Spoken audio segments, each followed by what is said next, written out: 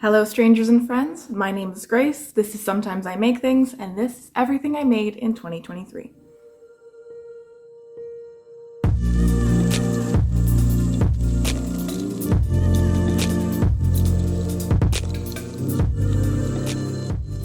I'd like to start this video off with wishing everyone a very happy 2024. Today is January 17th, so we're a little bit halfway through the month, and yeah, this is a bit of a late edition of everything I made in 2023 because it's been a very happening start to the year. I'm in placement, I'm in my final semester of college, I'll be graduating in April if everything goes according to plan, that is. And yeah, it's just been hard to find the time to sit down and talk about what I did in 2023, so I'm happy to have the time to do it now. As far as other updates for me, I got my COVID shot yesterday because I knew I had a day off today, and I was worried that maybe I would feel icky the day after getting it because in the past that's been a problem, but I'm delighted to report that I feel fine.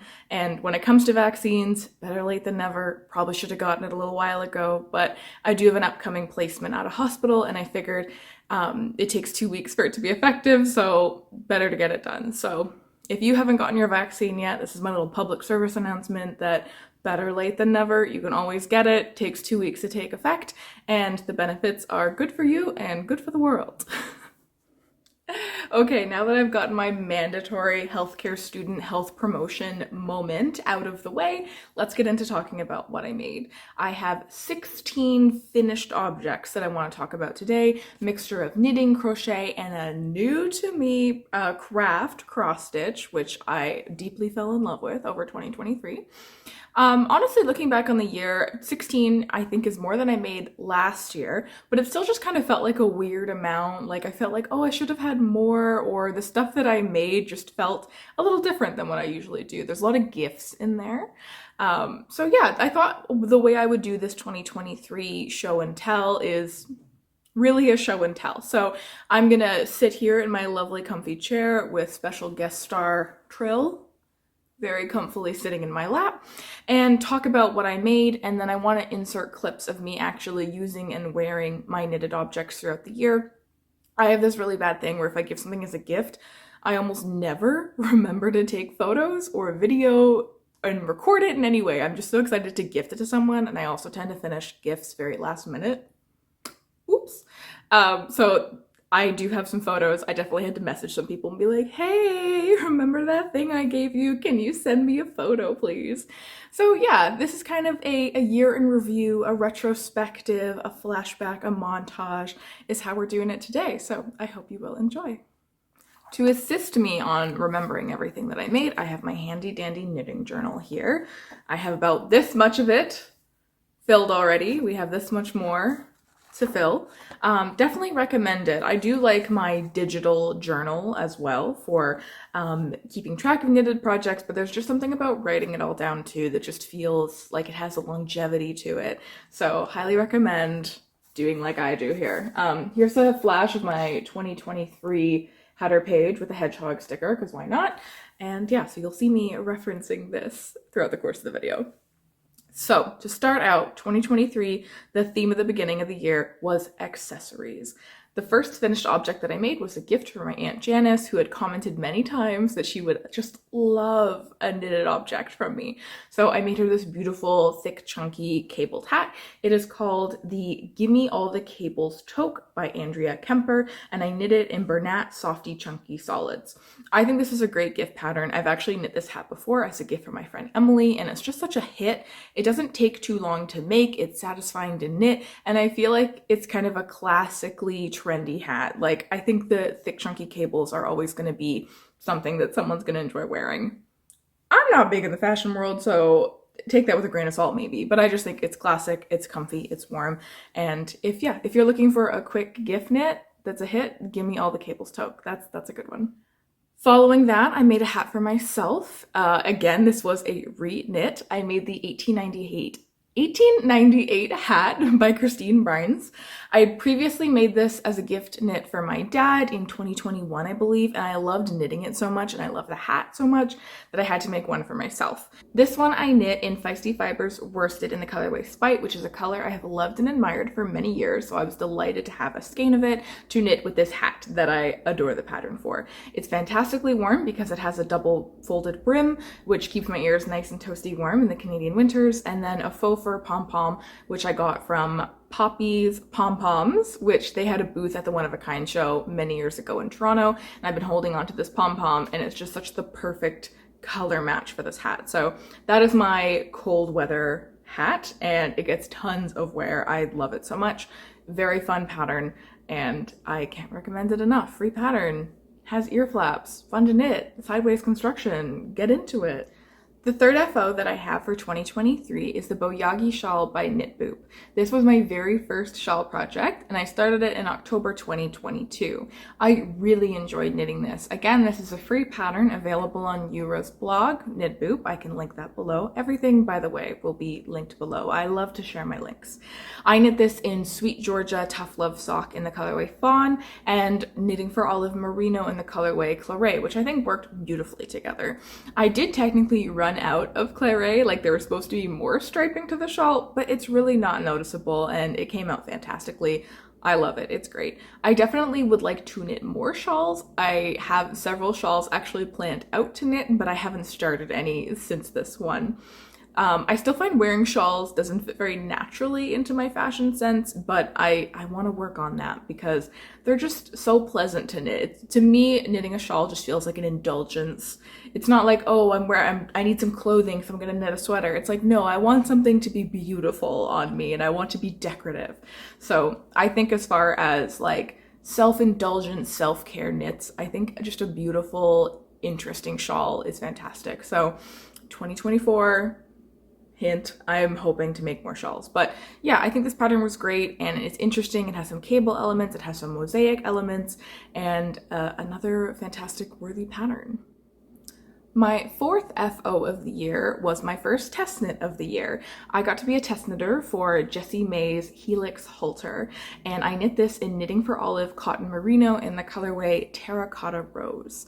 I really did enjoy knitting this. I thought it was a fun construction. I'd never knit a halter top before, and the lace style pattern was easy to memorize and pretty intuitive to follow along with. And getting to test knit for Jessie May, who's a designer I've knit many patterns for, was a great experience, and I just felt like, oh, I'm contributing to this designer who I adore. Yeah, aside from that, like I love the finished objects look. I haven't actually really worn it. I wore it in a vlog in the summertime, and that's pretty much the only time I've worn this top. And I think what it is for me is that like mesh look, where your bra is showing, just isn't necessarily my sense of style. I think it looks very lovely, and all the other test knitters who I've like followed several of the test knitters from that and become regular likers of their content. Like it's just connected me with the community in a nice way. That's a better way of putting it. But I just haven't been reaching for the Helix halter. So I do think it looks great and interesting, but I think I prefer like a mesh design kind of like this, which I will talk about a little later, where it's easy for me to wear something underneath, whereas the halter design, it's not so easy for me to wear something underneath. So still figuring out how to fit the Helix halter into my wardrobe, but it is a fun knit. It was one of those ones where I was like, maybe this is less my sense of style than I thought it would be. My fifth finished object of the year was another gift, this time crochet though, my first crochet object of the year.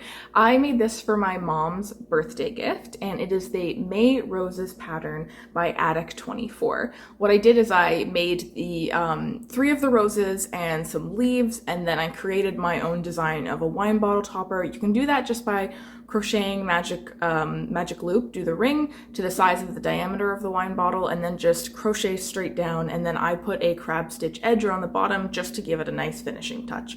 Didn't take too long, it was fun to do, and it's a charming effect if you're gonna gift someone some sort of bottle. It could be wine or a non-alcoholic beverage. It just adds a little personal flair to it. So I think that it had a good impact, and now that lovely wine topper gets to hang out in my mom's stash of currently untouched wines, so it adds a little decor element. But I think that was a very fun one. I would do that again. I think that it doesn't ask a lot of you, and it offers a lot in return. Just pick something small and cute that's crochet and stick it on a wine bottle. I seem to be on a bit of a trend because object number 6 is another crocheted gift. This one is the Rainbow Dart Frog pattern by Kylie Slee, and I made it out of stashed acrylic yarn. It was Red Heart, some sort of color changing yarn, and this pattern I followed from a YouTube video actually, and I hadn't done that for very many patterns, but Kylie did a fantastic job explaining it and showing the steps and demonstrating, and it was wonderful. I sat outside on my deck and worked on this crochet frog for my friend who adores frogs and rainbows and goth aesthetic, and it was just a delightful birthday gift to give them. I'm really happy with how that one turned out. And who doesn't love a nice rainbow frog? The eyes were from Chateau Bornay, which I had bought at the Fergus Yarn and Fiber Festival earlier that year, and I think they added a fantastic character element. I would definitely say if you're looking for some interesting hand-painted safety eyes with a lot of personality, check out Chateau Bornay because they do a great job and they're delightful people. I would like to have a moment of silence for me being distracted while making this list and accidentally skipping a page. So if you have any recommendations for what I should put in here, like sticker collections, some fun doodles, let me know because I'm a little embarrassed. Moving on. FO number 7 was my longest standing knitted whip at the time, and it was a pair of cabled vanilla socks with Line Brand Sockies in the color Lemon Drop. I started these socks in April 2022 and I finished them in August 2023. They're 16-month-old socks. And I'm really glad I finished them because now I get tons of wear out of these socks. I think that Sockies, it's more so one of those coarser sock yarns. It's comparable to Lang yarn sock yarns where it's a thinner yarn and it's pretty rustic. But I think they just those types of sock yarns wear phenomenally well. And I kind of like a bit more of a rustic sock feel. I just feel like it traps heat a little better and the moisture wicking is on point, and yeah, they're not expensive as well. I think that ball of yarn was $10 and the socks are great.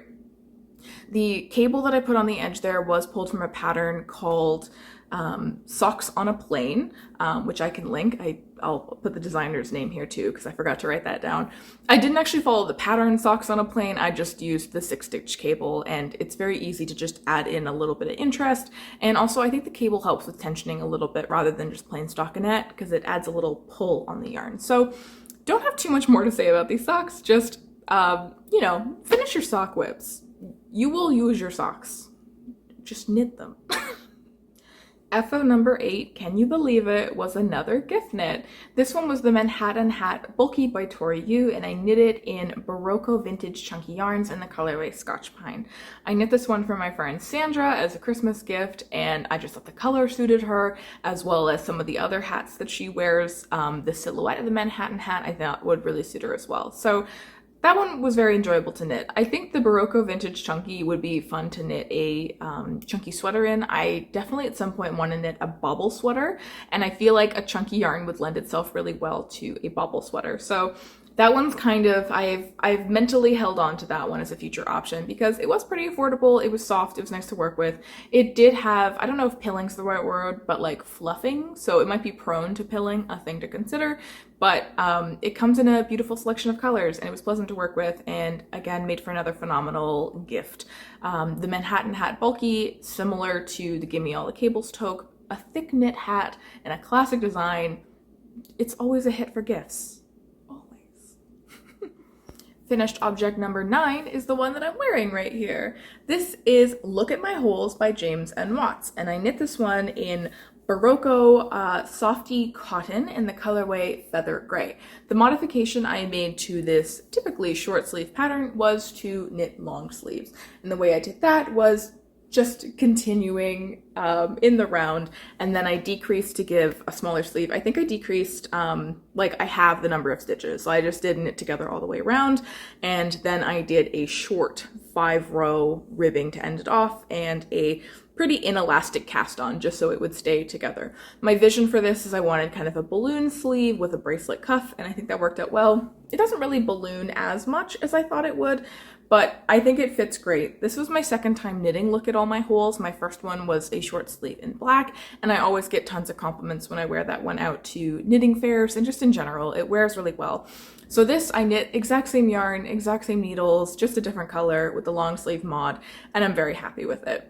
My kind of funny story of knitting this one is I originally cast this off with 2 more holes worth of length, but when I was wearing it, it was like folding over, like the ribbing was being hidden by this folding over like that, and it just didn't feel right. So I ended up pulling out 2 holes worth and then re-knitting the ribbing, and now it's definitely a little shorter. So I kind of feel like, oh, maybe I should have just taken 1 hole out, and then, you know, obviously you lose some length with your elbows bending and stuff and stretch, but realistically, whenever I wear long sleeves, I'm always someone who pushes it up a little bit, like kind of the 3/4 vibe. So on one hand, I was like, oh, now it's a little bit too short, but on the other hand, it sits perfectly where I want a long sleeve to sit.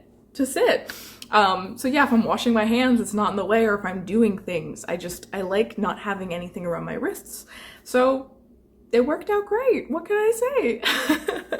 I think this one will get a lot of wear in the summertime, like with the tank top underneath. Right now I'm wearing it with a long sleeve, and I think it's working out great. I just think this pattern's a hit. I probably will knit more of them in the future, but as of right now, I have a dark short sleeve, I have a light long sleeve version of it. I'm sitting pretty. I'm really content. I think this is a fun pattern, and the name in and of itself, it's so funny. Look at my holes. I'm really like getting cat hair. That's a struggle right now. FO number 10 is another gift knit. I did so much gift knitting this year. Anyway, this gift knit was for my boyfriend Tristan, and he didn't have a hat, and that had to be amended ASAP when the cold weather started kicking in. I was just talking about you. This makes it oh shit. Well, Tristan has the most convenient timing for waking up and crashing my vlog. That's hilarious. But here's the hat. So yes, number 10 was a gift hat for Tristan, who was in desperate need of warmth in the Canadian winter. I don't know why men think they can live without hats, but here we are. So yeah, this one is the 2x2 hat by Anne Gagnon. I love the decreases so much on this hat. I think they're fabulous. And this is knit in Swish Worsted by Knit Picks in the highlighter yellow colorway. I had this one in my stash for a little bit, and I was planning on knitting like a bag or something out of it, maybe a hat. I was waffling, and Tristan saw it, and he said he wanted his hat to be in this color. Didn't see that coming for him, but I'm so glad that he did, because this is such a great hat yarn. Soft, fun to knit with, stands out in a crowd, lovely. Also, this is Tristan's paramedic who delivered baby pin, so he wears that with the hat as a badge of honor. As far as this hat goes, I feel like I keep saying this about every pattern, but this is a great pattern. It has lovely decreases. It's free. I'm planning on knitting another one for myself in blue in the same yarn, so Tristan and I can be matching. I think I'm just going to be wearing this for the rest of the video because it's very comfy and it's cute. Finished object number 11 was my second test knit of the year, and this was the Ridges Headband by Holly Kent. This one I knit in a mystery red acrylic yarn that actually had a lot of sentimental meaning to me because it was inherited from my great Auntie Carol, who passed away earlier this year. So getting to knit something using her stash of yarn, I mean, I don't even know if that yarn even meant that much to her. It was just a simple red acrylic yarn, but it's just the fact that it belonged to her that it was very meaningful. So I think that the headband is a fantastic pattern. Problem that I have is that I have a large head, so most headband patterns give me the smoosh and then I get my hair popping up, and it's a problem, and I don't like wearing them for that reason. But the ties is such a great solution to that problem because I can make the headband to the diameter of my own head, and then it fits nicely and it sits very well, and it's warm and cozy and it's fun to knit, and it would be another great gift knit pattern. So honestly, Ridges Headband, it's a good one. It's worth looking into. Auntie Carol's red yarn makes another appearance in FO number 12, which was a gift from my mom in her advent calendar for Christmas time that Dad and I put together for her. This pattern is called Toadstools and Mushrooms. It's by Matt Farsi and Dennis Marquez. I made my mushroom or toadstool, I guess it was, into an ornament, and it delighted my mom. There's a funny story related to mushrooms and Christmas for me and my mom, in that when I was a little child, I could not keep a secret. I love telling you what you got as a Christmas gift. So my dad said to me, Grace, don't tell mommy, but we got her mushrooms for Christmas, when in reality, we had gotten her some nice coffee. And as soon as she came home, I ran right up to her and said, Mommy, we got you mushrooms for Christmas. And that's just been a funny story told throughout the family. So I thought it would be iconic if she really did get mushrooms for Christmas this year. And she also did get some nice coffee as well. So it was very fitting. And yeah, she loved it. She's a nature girly, so a nice mushroom ornament really fits with her aesthetic. And then the fact that that yarn was her aunt's yarn was also very meaningful as well. So very happy and very satisfied with that as a gift knit. Also, in general, that crochet pattern took less than an hour to make, and it follows some very simple, common crochet techniques. So if you're looking to learn how to crochet, or you want to try something that's amigurumi style, it's a really good starter pattern. It's not too complicated. It has a cute end project, and you learn some really foundational techniques with that one. So if you want to try crochet, make a mushroom. Auntie Carol's red yarn made one more appearance in my last gift of the year that I made, which was a crochet Santa gnome for my Aunt Teresa.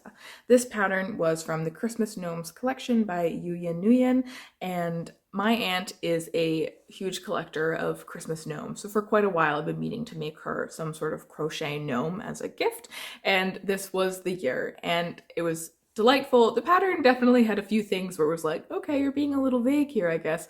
But overall, went well, and I think it really hit home as well for my aunt to receive this gift, which had a little piece of her aunt in it. So FO number 14 is more of an honorary mention of a finished object, in that in 2022, I did a test knit for James and Watts, which was the Granny's Attic sock, and I only knit one of the socks, and I kept meaning to get around to knitting the second one, but I seem to have a problem with sock whips just taking me a long time, but I was adamant that I was not going to fall victim to second sock syndrome.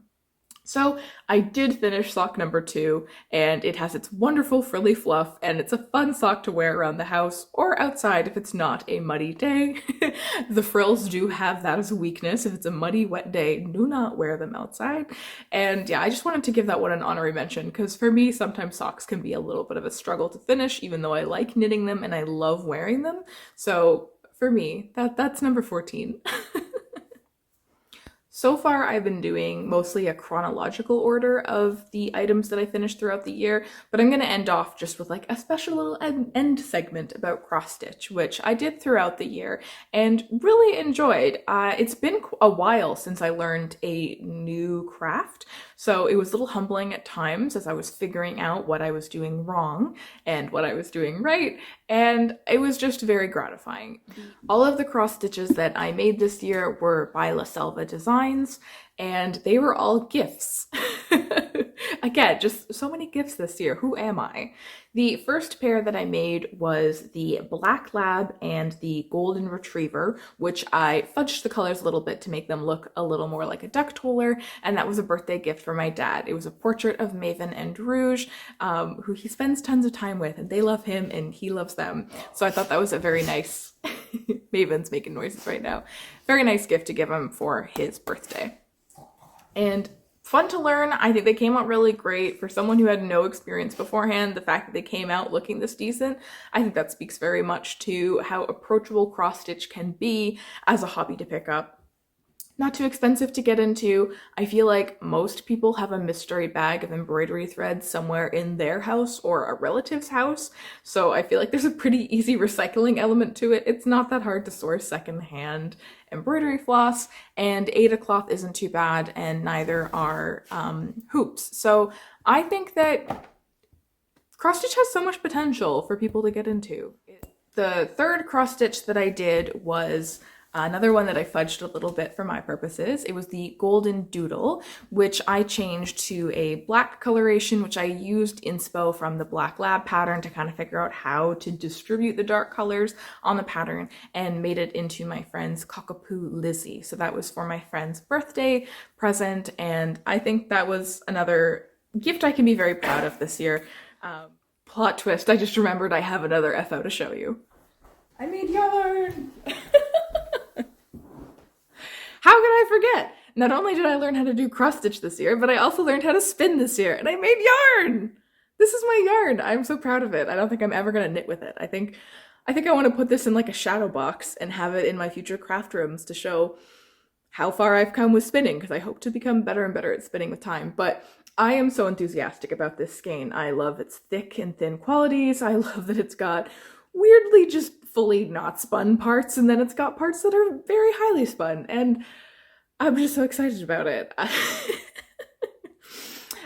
This is Cordale. It's undyed, so this is a natural sheep color. And I got this from Little Laurel Fiber Arts, who's a member of my weekly Tuesday night knit group. So lots of fun memories in here. My friend Karin also helped me with her Andean plying tool to learn how to ply, and walked me through the process of setting the skein as well. So I just feel like a lot of friendship is spun into this skein, and good memories of learning something new. This was much more humbling experience than learning cross stitch. Cross stitch was like, take my hand, I will help you make something wonderful. Whereas spinning was like, sucks to suck. So spinning humbled me a lot, but I think it was really good for my brain to learn how to do something new and different and problem solve my way through it and kind of figure out my own little technique. And now I have yarn. Special guest star Rouge has entered the chat. She's being very sucky this morning. So yeah, that's everything that I made in 2023. We got knitting, we got crochet, we got cross stitch, we got spinning, and we have a lot of gifts. Overall, I'm pretty happy with how it went. I was surprised with just how much gifts I ended up making in the year, because I generally don't make as many gifts, and that has kind of become a bit of my 2024 goal, is that I think 2024 is going to be my year of selfish making, where I'm going to actively try to not make gifts for people. That being said, I do have a few gifts in mind already, but it's stuff that I really do want to do, so I'm not going to defer those off. But in general, I think my plan for this year is I want to focus more on making things for myself, because that's a big part of why I learned how to knit and make my own clothing, is that I want to make stuff for myself as kind of a way of like self-care and self-love. So we're bringing it back. We're being self-indulgent in 2024. Your teeth is stuck. I believe my plan for a next video is going to be a 2024 plans video, as well as catching up on my new stash acquisitions that I got in the December months. The last video I made was mostly that vlog focusing on making the kiwi sweater, so I do have some catching up to do and to show you, as well as what I've been up to with my works in progress. So stay tuned for that. If you made anything that you're especially proud of in 2023, let me know in the comments. And what are your plans for 2024, or what is a goal that you have in mind related to crafting in 2024? I'd love to hear it. I think that's curtains for us today. I'm wishing you all a very happy and successful 2024, filled with snuggles. Bye, friends.